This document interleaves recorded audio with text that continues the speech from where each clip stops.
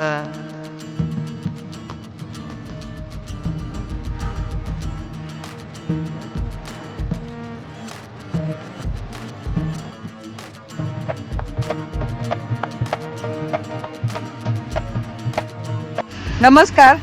आम्ही ब्रह्मचैतन्य गोंदवलेकर महाराजांच्या दिंडीला चाललेलो आहे आणि आता सकाळचे 7:30 वाजलेले आहेत.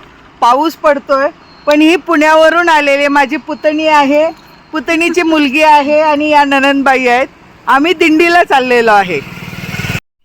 हे आमचे गाव सातेवाडी, म्हणजे वडूजपासून अगदी 2 किलोमीटर अंतरावरती आहे. इथे बस स्टॉप आहे पहा. आणि आता आम्ही इथून, म्हणजे माझ्या घराच्या अगदी जवळ आहे, तर बस आलेली आहे. आम्ही बसमध्ये बसलो. सर्वजणी वडूज या ठिकाणी उतरलो. हे वडूजचं बस स्टॉप आहे आणि इथे आम्ही गोंदवले गाडीची वाट पाहत होतो. बस आहे आणि पाऊस पडलेला आहे, भरपूर पाणी साठलेलं आहे.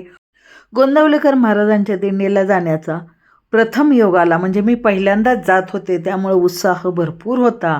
आणि अशा प्रकारे बसने प्रवास करत करत आम्ही बरोबर 8:30 वाजता गोंदवले या ठिकाणी उतरलो. हे मंदिराच्या समोरील प्रवेशद्वार आहे आणि इथूनच गर्दीला सुरुवात झाली. आजूबाजूच्या पंचक्रोशीतून लाखो भाविक येतात. त्याचप्रमाणे इथे वेगवेगळ्या राज्यातून अनेक भाविक दिंडीसाठी येतात. श्री ब्रह्मचैतन्य गोंदवलेकर महाराज, म्हणजेच गोंदवलेकर महाराज यांचा पायी दिंडी सोहळा अत्यंत उत्साहाने पंढरपूरकडे मार्गस्थ होतो.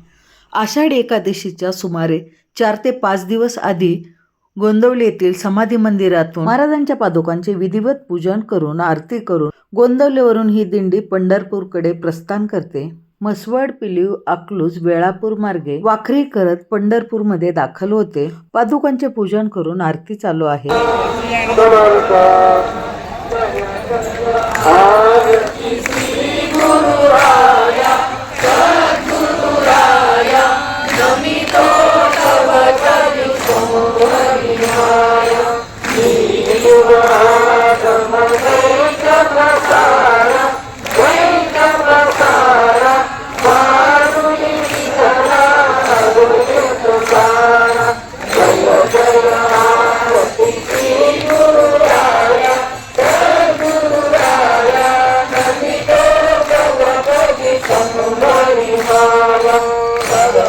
ब्रह्मचैतन्य महाराज हे रामभक्त होते. त्यांनी आपले संपूर्ण आयुष्य नामस्मरण जप करण्यात घालवले. त्यामुळे या दिंडीमध्ये श्रीराम जय राम जय जय राम किंवा रघुपती राघव राजा राम या नामाचा जल्लोष असतो. दिंडी किंवा पालखी ही सुरुवातीला राम मंदिरामध्ये दर्शनासाठी जाते आणि तिथून मसवडच्या दिशेने मार्गक्रमण करते. आता दिंडी ही बाहेर आलेली आहे आणि ते बस स्टॉपच्या तिथून पुढे राम मंदिराकडे चाललेली आहे. दिंडीमध्ये शिस्तबद्धता, नामस्मरण, उत्साह हा अगदी दांडगा असतो.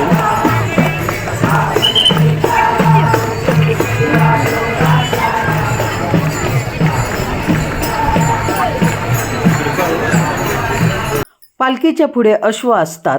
त्याचप्रमाणे ट्रॅफिक होऊ नये म्हणून पोलीस व्यवस्थाही किंवा पोलीस यंत्रणाही अगदी मनापासून कार्य करत असते आणि दिंडीतील सर्व भाविक हे शिस्त पाळत असतात. अगदी शिस्तबद्ध रीतीने ही दिंडी पायी मार्गक्रमण करत असते. मार्गक्रमण करत असतानाच उत्साहात भजन, नामस्मरण चालू असते. पहिला मुक्काम हा म्हसवडला असतो आणि गोंदवले ते म्हसवड जवळजवळ 22 किलोमीटर अंतर आहे. चालत असतानाच अनेक वारकरी भजन कीर्तन करत, नामजल्लोष करत मार्गक्रमण करत असतात. फुगड्या, गवळणी किंवा भजन अत्यंत उत्साहाने म्हणत असतात. पुरुष वारकरी पहा, वारकरी ठोका धरलेला आहे आणि अत्यंत शिस्तबद्ध रीतीने वारकरी नाच करत ते मार्गक्रमण करत आहेत. म्हणजे हा सोहळा अगदी नयनरम्य असतो. ज्ञानोबा माऊली तुकाराम, विठ्ठल विठ्ठल, जय राम श्रीराम जय जय राम अशा नामघोषा संपूर्ण वारी ही भक्तिमय होऊन गेलेली असते. राम जय जय राम, श्रीराम जय राम जय जय राम, श्रीराम जय राम जय जय राम, श्रीराम जय राम जय जय. काही अंतर चालून गेल्यानंतर वारकऱ्यांसाठी कापडी पिशव्यांचे वाटप चालू होते. पहा, म्हणजे वारकऱ्यांच्या सेवा करण्यासाठी सर्व लोक इथे आनंदाने तत्पर असतात, स्वेच्छेने असतात. ह्या मावशी येणाऱ्या सर्व माऊलींना हळदी कुंकू लावत होत्या, साखर देत होत्या. अशी सेवा पाहून मन भरून येतं. इतकं भक्तिमय वातावरण या मार्गावरती असतं. लहान मोठे तरुण वृद्ध सर्व एकमेकांना माऊली म्हणत असतात. दिंडीमध्ये गरीब श्रीमंत लहान मोठं असं कोणीही नसतं. सर्व अगदी नतमस्तक होऊन भक्तिमय झालेले असतात.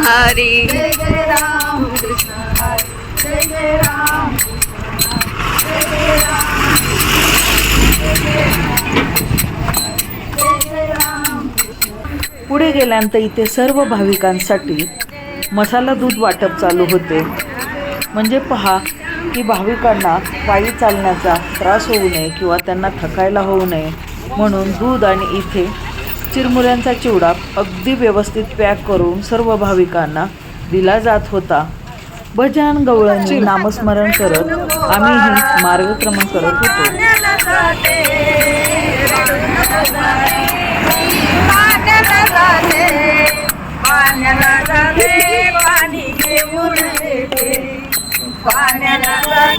पाणी घेऊन येते अंगड टोपल तुला घालाया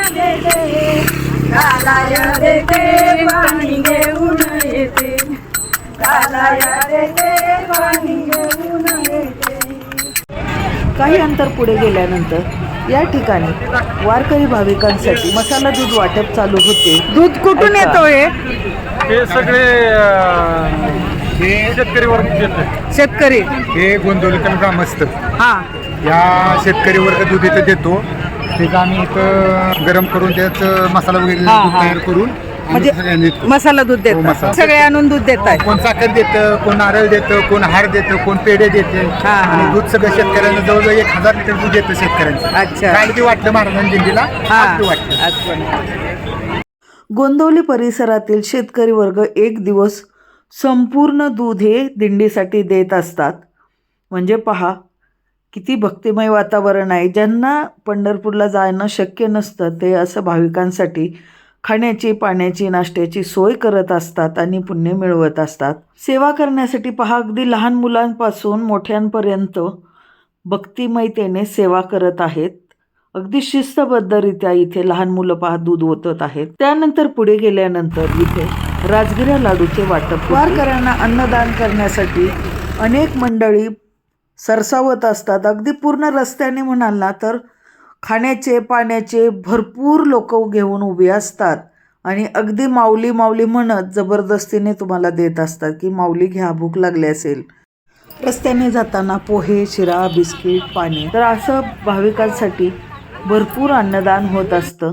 आता इथे जेवणाची व्यवस्था केलेली आहे आणि जिथे जागा मिळेल तिथे सर्व लोक जेवण घेत होते. माऊली आहेत ते अत्यंत प्रेमाने सर्वांना जय जेवण वाढत श्रीराम. होते. कारळ्याची किंवा खुरसणीची चटणी, चपाती, पिठलं आणि लोणचं हे साधं सहज पण चविष्ट जय जेवण. जय श्रीराम जय जय श्रीराम जय श्रीराम जय जय श्रीराम जय जय श्रीराम जय जय श्रीराम. नाव सांगा ताई. माझं नाव आहे सौ प्रणिता प्रदीप वेरुळकर. वाघोली येथून आम्ही आलेलो आहे. महाराजांच्या पालखीसोबतच आलेलो आहे. हा, पुण्याहून. किती जणी आलाय तुम्ही? आमच्या 40चा ग्रुप आहे आमचा.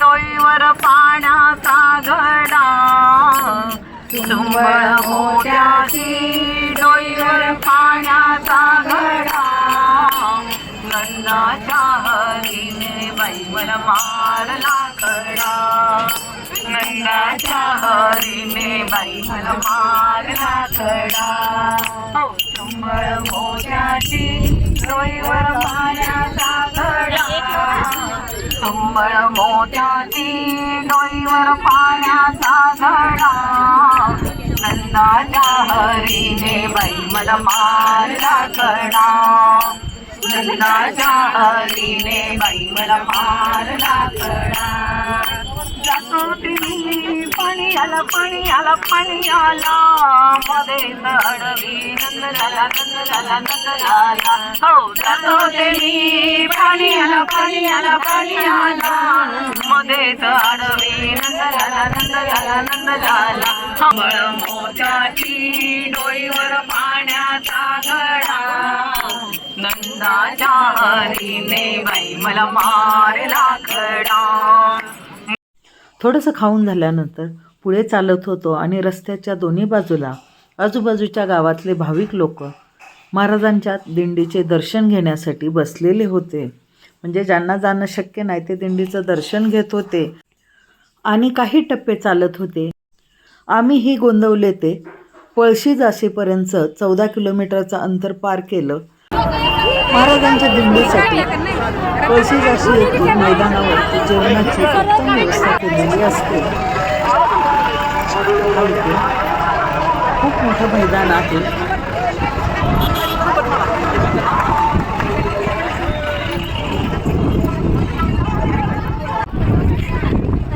सागर जाधव, राहुल वनवे हे सर्व मित्रमंडळ यांनी या ठिकाणी मदत केलेली आहे. मंडळाला सहकार्य केलेलं आहे. मंडळ त्यांचे आभार आहे.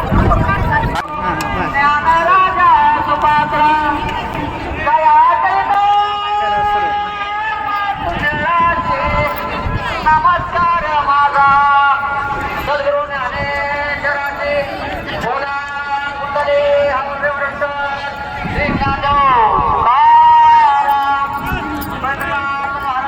की जय.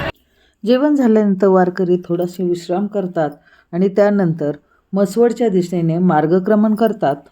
वेळात वेळ काढून व्हिडिओ पूर्णपणे पाहिल्याबद्दल धन्यवाद. सर्वांना आषाढी एकादशीच्या खूप खूप हार्दिक शुभेच्छा.